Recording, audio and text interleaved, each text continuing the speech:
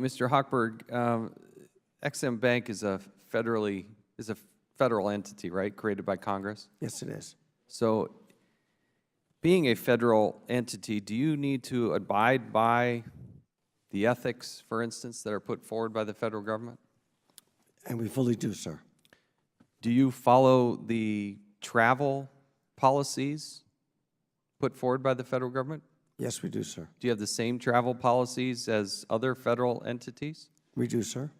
Do you ever allow XM employees to have their travel paid for by potential clients? For due diligence trips, if we have an engineers or people actually verifying the work being done, that is sometimes paid for by a project sponsor versus coming out of fees from the agency. And that, you think, is consistent with federal law and federal employment practices? That is my understanding, and on advice of counsel, that is totally within the confines of the law, that we don't incur, that those expenses are paid for by the actual project. So that would be true for potential clients as well, correct? Well, when we're doing due diligence before we approve a deal, of course, we don't want to expend funds on a deal that may not go through. Will you provide to this committee a detailed listing for the last 6 years of what you have paid for and what has been paid for by outside entities?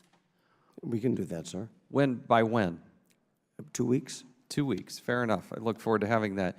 I'm going to go to a video here. One of the criticisms that we have is your characterization of small business.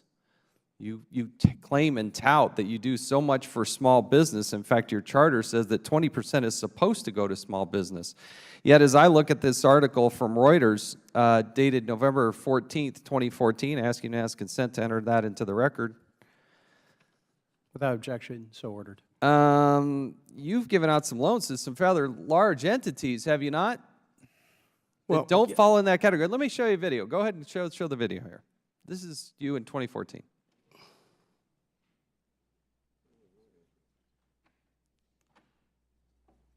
Whoops, sorry. We're going to re-cue that, and I'm not good at lip reading. need some volume.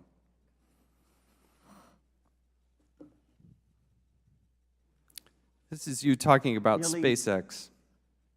Nearly 90% of authorizations directly serve small business, another historic high. Gaining access to global markets is what empowers small companies to become big companies. One of those is SpaceX.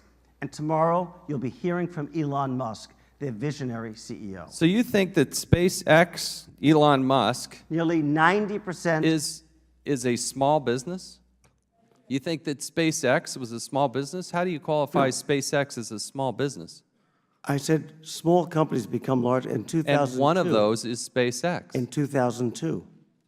But with the time you're giving out, you're involved in loans in 2013 and 2014, totaling $110 million. You categorized $2.5 million of those as small business authorized amounts, and they had employees in the neighborhood of 3,000 people. So they may have been a small business when you weren't involved with them, but when you did engage with them, they weren't a small business, were they?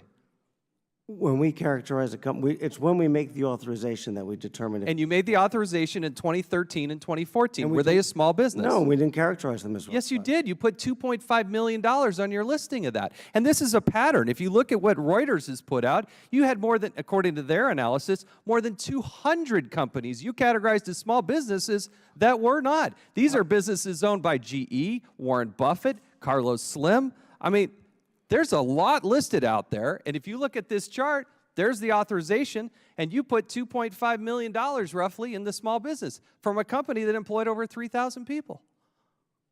The data you're referring to from Reuters, there were 200 that... No, I want to talk about SpaceX. SpaceX is not a small business. But you categorized $2.5 million as small business. I'll have to look at that. That is not... If that's so, that's incorrect.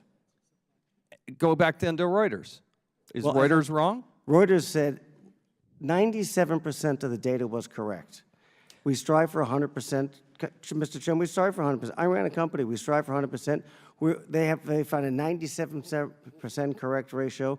We've actually updated, as of April 15th, our application to get better information so we Mr. can Chair, provide more information on small business. I would appreciate 100% clarification if you would sooner rather than later. You have overstated this case time and time again.